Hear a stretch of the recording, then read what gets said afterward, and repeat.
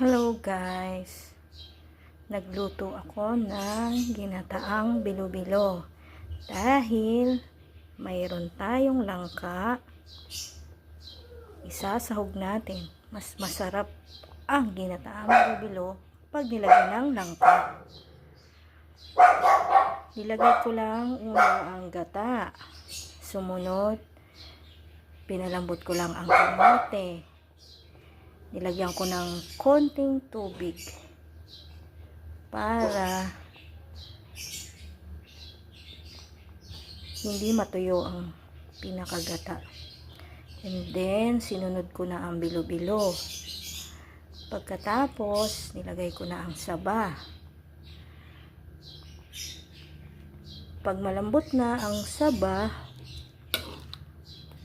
nilagay ko na ang minatamis or asukal na pula.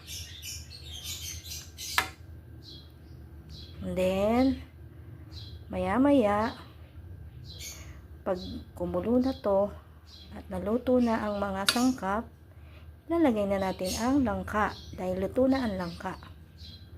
Okay na to. Salamat.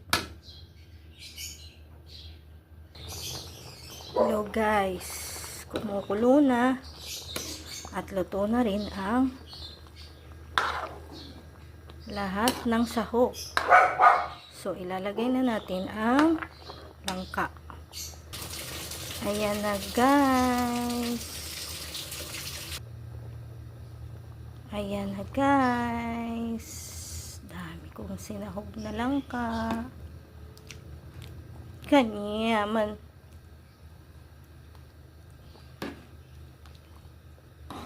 Ayan na.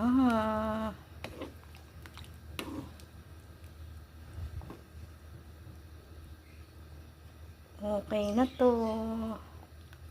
Salamat. Thanks for watching. Bye-bye.